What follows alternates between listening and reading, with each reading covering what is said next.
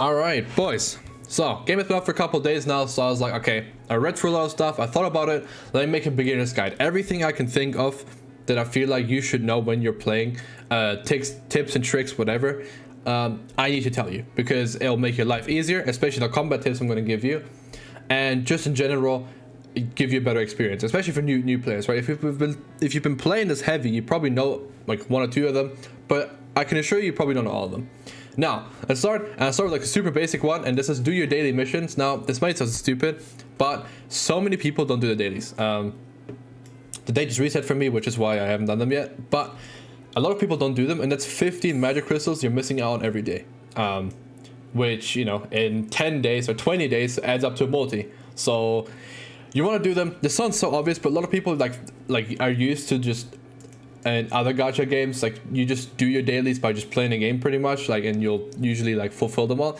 But in this one, it's a little different. You have to have the friendly conversation with companions at home, which a lot of people actually do, because what you do is you click home, you talk to 3 people, and boom, you're done. You have to get the bond up anyway for the bingo board right now, and there's one more tip I'm going to give you that has to do with increasing that bond. But a lot of people don't do the request for aid.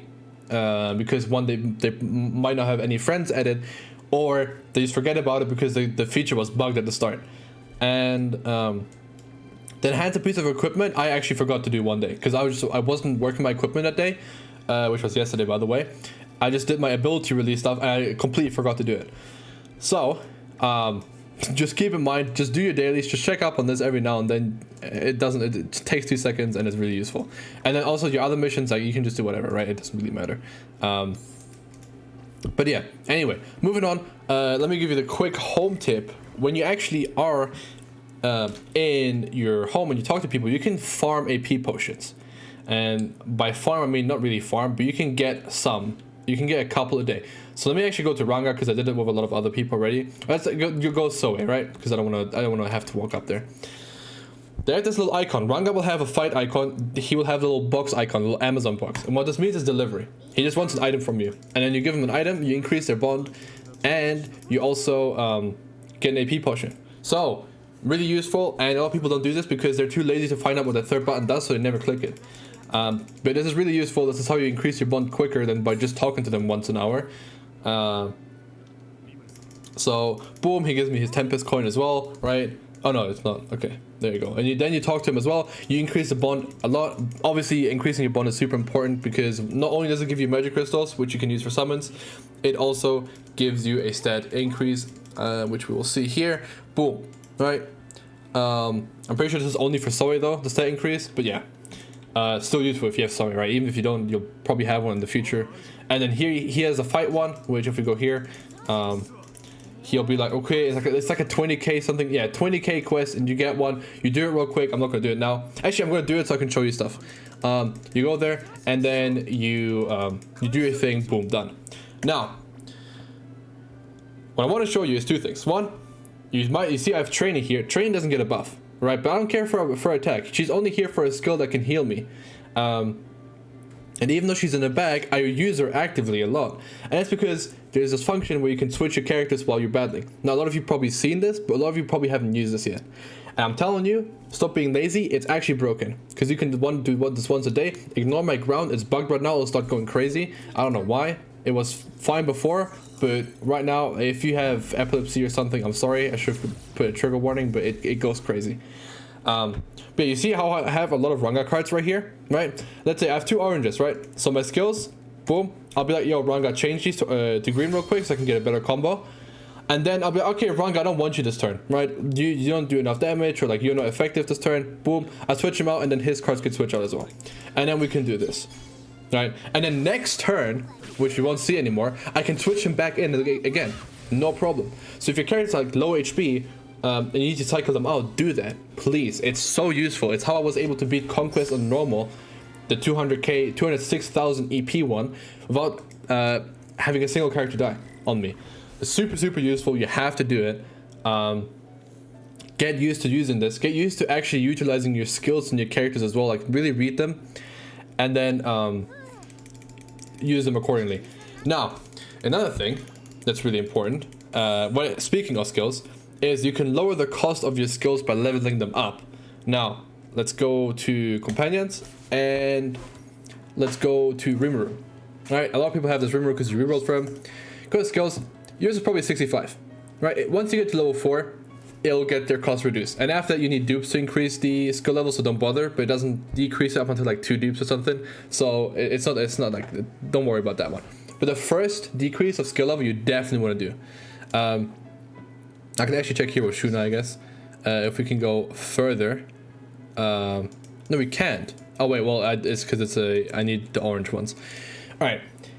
Anyway, I'm pretty sure it depends on your thingy level though, but it does reduce the cost, which with a lot of 35 cost skills, once you get them to 30, that means you can use them in the round 1. The way is the same way I just used Rangas, and I changed his 2 orange ones to greens, and before I switch them out, you could do the same with her, get 2 blues into 2 greens, and then get your skills up quicker, because another thing a lot of people don't know is, the different colored cards actually have different effects. Who would have thought? The orange ones, Souls of Secret, increase your secret gauge, which means you get your ultimate quicker. The Souls of Divine Protection get your protector skill up quicker, which means you can use their protector skill more often, and very nice. And Souls of Skills increase your skill gauge, so you can use your skills more frequently. And now a lot of there's a lot of loops that you can use. So what I do a lot is with Ranga, because he changes them to green, the Soul Secret to green, and then increases the increase that you get for your skills by 6%, which is nice. And then I also pop Charybdis skill, which increases all Souls of Skills gauge, increases by 150% for 3 turns, and this way I can just keep looping skills, and that's what I do with Train. That's why she's on my team. I'll get her out, I'll use her heal, next turn I'll have her healed again, even though the skill cost is increased because I just generate like 150 every turn, and then I have my protector skill again, I increase it again, it just keeps going, right? And you can keep cycling your skills so that way, and you need to figure out your own combos for your own team. Now, on the topic of protection characters, what you don't know, maybe, is that your protection character actually gives everyone stats. You might be wondering, why do they have stats? They can't fight. Now, if I remove him, everyone's going to lose 900 attack, and 900 defense, and 2000 health. So if you go here, I should make this team. So right now he gives 70, right? And let's look at our Gazelle real quick, so you see it. He has 1852 attack. Now if I change this to Millen, who has 586 attack, his attack will go up to, boom, it went up by 500, right, ish. And that's because she gives attack. Now he's not under the leader skill, but everyone gets the stats. So if you have a 5-star protector, that doesn't fit your whole team, it's still fine because you still get the stats, and the stats you get from a 5-star obviously are going to be a lot higher than you get from a 4-star. So I would just suggest you just go with whatever your highest rarity is, although there are some good 3-star protectors, by the way, like him, because he increases the damage, the attack of all physical attackers, and you can obviously get this up if you get more stars than him and you like actually rank him up. It'll go up to 11%, which is really good. And you'll do that over time because, raids as raids, you'll get bad summons here and then. So get them up eventually. And like 11% to all physical attackers is better than 10% for water and then 8% for space, right? So that's better, technically, in the future. But I just don't want you to disregard the characters, is what I'm saying. There's other 4-stars and 3-stars I think are really solid. But I want to make videos on them. But I'll have to build them up for it first. But there are some really good ones. I promise, like 4-stars and 3-stars. I actually thought initially there are no good ones, but there's some really good ones. Like Phobia, for example, right? I can like tell you him because his one's pretty like just simple. A lot of 4-stars change souls into other souls, but they only change 1 soul. Now he changes 2 souls. There's a couple others that do it. There's the 4-star Shuna that does it as well, but a lot of them only do 1. So this Phobia is really good to have. Also, he's fire. Right, which works well with this Benimaru, because he changed into Soul of Secrets, and you want more Soul of Secrets so you can get his ultimate because he buffs Soul of Secrets damage here, and you have the leader, the primary like 5-star leader Ifrit, that boosts Soul of Secret gauge as well. So like that whole like works really well. So I think Phobia is actually a mainstay, a staple on the fire team. But there's some other good units that I want to get up. Now, I don't have 3-stars because I summoned, quite a bit. So I got them up from 3-star to 4-star. But trust me, there's some good 3-stars as well. a base 3 stars. Right. Other stuff I wanted to mention, but I forgot. Right. Skills increase. Now for your dailies, obviously interact is here. All right. The next one is Forge, and you can get, like, when you go to Forge, you'll see 3-star weapons, right, and 3-star stuff. Like, oh, I don't have the material. I don't have these like rainbow feathers. Oh, I don't have these rainbow feathers. So you go to weapons, like, oh, I can't get these stones yet. The stage is too difficult for me, right? No, you can get them actually, which I think, yeah, okay. You actually can get them, but the way you get them, 3-star weapons, is you can't get these yet, right? If you can't beat the stage, you can't get these, right? Which I'm gonna try to get some from normal so I can actually buff up my units, but right now you can't get them. But what you can do is you can get you can craft a 2-star one. So I can craft this large brooch, and then I can go to enhance, and I can enhance it to a 3-star, which I have a couple of, right? And you want to do that because obviously 3 stars give you a lot more stats, and you will get them up so that you can beat those stages to get the type specific gear. But right now I just have all of this laying around. And then the other thing is, where you can get like a good amount of stats too, is you go redo. Now my base stat right now is 221, but I can go up to 1221, and I can go up to 1272 if I feed in these and then redo. I'm gonna do it once, but you can fail too. Yeah, no change here. If you fill it up, you get guaranteed max, which thank God. Or you don't get guaranteed, you get like an increase, like a super high increase of chance. But for me, it's been max every single time I got there. So that's why I say max. Now, I think that's pretty much it. That's pretty much all the like little tips that aren't like obvious stuff that people just get from playing. I want to mention. Now, obviously, like, there's stuff like, oh, you can, like, when you go into a quest, you can look at the enemy, right? I can be like, oh, okay, it says best steal, so you can already, like, you already know which one is good. But if you don't remember, you can just click this. It'll tell you, oh, the boss is green, so your steal characters are going to do more damage. Boom. And then you all have the drop chance here too. Now, the thing is with the drop chance, and this is just a thing I'm not too sure about because the game doesn't tell you, but the further down a list is an item is. So if you go to Forge, this is the best way I can show it.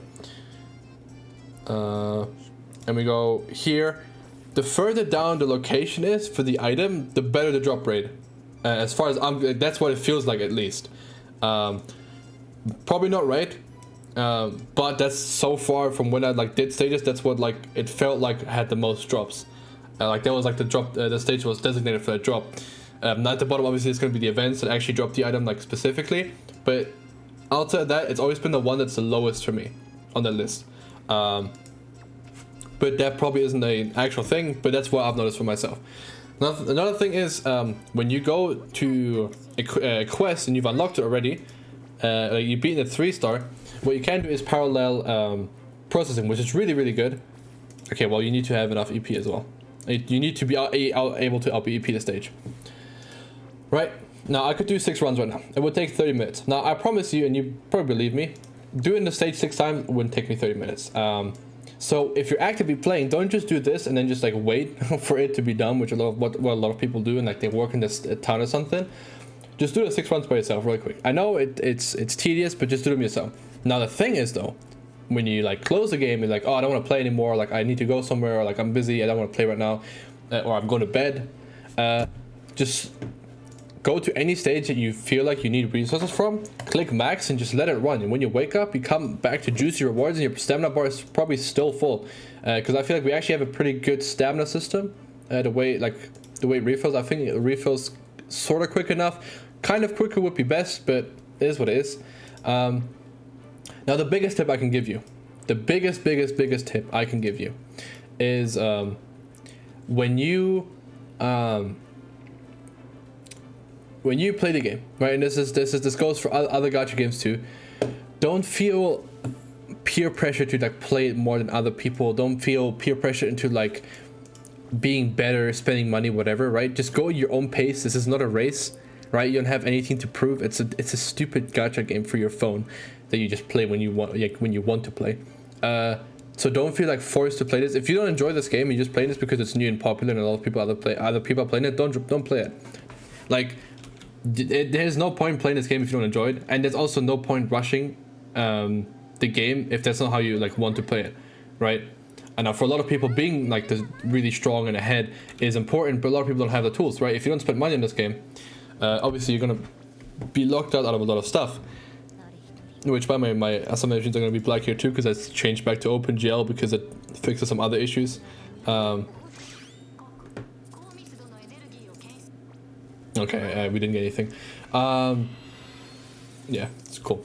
But yeah, don't feel like forced to do something you don't want to do. Don't be forced to like want to play this game or like rush ahead or something if you don't need to. Because I see so many people playing this game and like they're trying so hard. They're playing this the entire time. Don't burn yourself out. Just go at your own pace. Just goes for any gacha game though, right? You have nothing to prove. You're not gonna be a better human because you cleared the Predator Battle quest like earlier than me or like earlier than your friend, right? I've just been doing this one the entire time, but I'm gonna start like doing these now so I can unlock expert finally. But it's not a race. It's just not a race. So don't get upset if your friends are ahead of you or something, right? It depends on the time. It depends on RNG, especially in gachas. A lot of RNG, and so on and so forth, right? Now I hope you guys enjoyed. I hope that was helpful. I think that was everything I wanted to mention. So yeah, that's gonna be it from me. I hope you guys enjoyed. I hope it's helpful. I said this like 4 times now. Anyway, catch ya.